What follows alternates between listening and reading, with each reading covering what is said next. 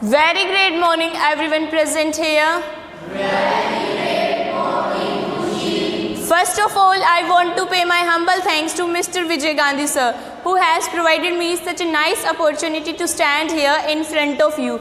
I, Khushi from 12 Science, standing here to give a speech on the topic of sewage treatment. Firstly, have a look on these lines. Too many cars, too many factories, too much detergent, too much pesticides, inadequate sewage treatment plants. Too many cars, too many factories, too much detergent and too much pesticides, but inadequate sewage treatment plants. Too much carbon dioxide, but little water, and this all can be traced by too many people. How deep meaning these lines have. This line shows the harsh conditions of our surroundings, and I am here to tell you more about the sewage treatment and for my contributions towards a hygienic society. So without wasting any time, let's start our topic with some basic concept. Firstly, what does sewage? Sewage refers to the municipal wastewater that is generated from cities and towns. Sewage refers to the municipal wastewater that is generated from cities and towns. The major component of sewage is human excreta. It also contains a large amount of organic matter as well as microbes. Microbes may be pathogenic, means they can cause diseases. And what are microbes? Microbes are the major biological component on the earth. They are teeny creatures which can only seen under the microscope, and they are known as extremophiles. Why they are known as extremophiles? Can anyone have guesses? Yes, Riya. Tell me why the microbes are known as extremophiles. Because they are in harsh conditions. Yes, you are right. Because they can survive in harsh conditions, such as in thermal vents, under the soil, under the layers of snow. And we cannot dispose the sewage directly into the water bodies because they contain microbes which can pollute the water. So we have STPs. And what are STPs? STPs are sewage treatment plants which are used to treat this sewage to make it less polluting, and it occurs into two categories. First one is primary treatment and second one is secondary treatment. Let's understand this topic by the help of flow chart. Firstly, primary treatment. Primary treatment is also known as physical treatment because in this physical removal of floating debris and grit occurs. And in these two processes occur. First one is filtration and second one is sedimentation. The effluent is taken for primary treatment in which filtration and sedimentation occur. In the filtration, all the floating debris is removed by sequential filtration. And in the sedimentation, all the grit particles, means small and large pebbles, are shuttled down. And the shuttle part is known as primary sludge and the remaining part is known as effluent. The effluent is taken for the secondary treatment, and secondary treatment is also known as biological treatment because in this large number of microbes involves. In the secondary treatment, the effluent is taken into the aeration tank.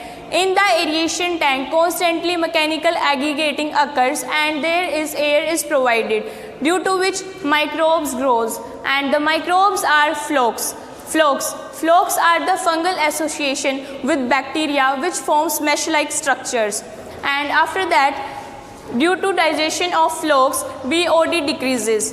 And BOD decreases means the effluent become less polluting. After that, the effluent is passed into the shuttling tank where all the flocs are shuttled down, and that shuttled part is known as activated sludge. And activated sludge is taken into the aeration tank. Shuttle part is known as activated sludge and remaining is effluent.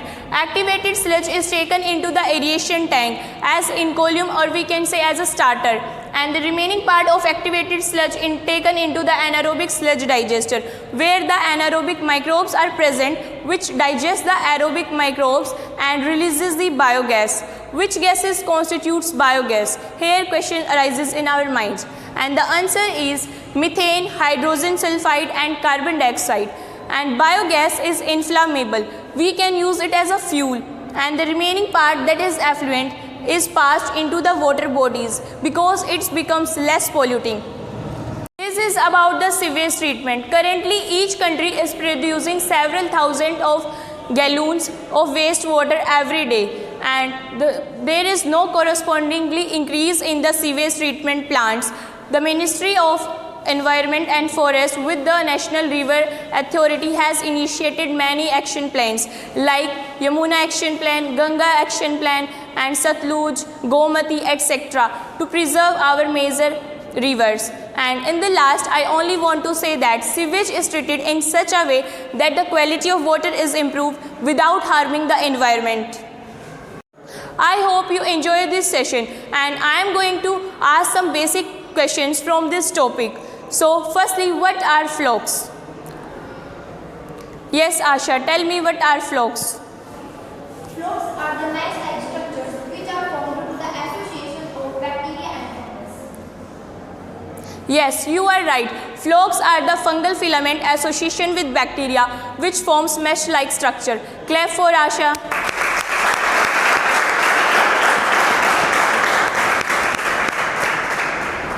My next question is, what is full form of BOD? Yes, Manisha, tell me.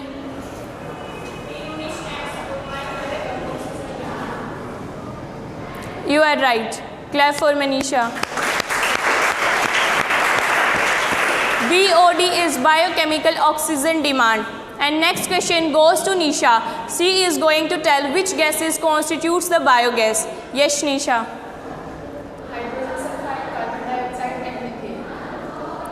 Clap for Nisha, she is right. Methane, carbon dioxide and hydrogen sulfides are the major gases which constitutes the biogas. Thank you and have a nice day.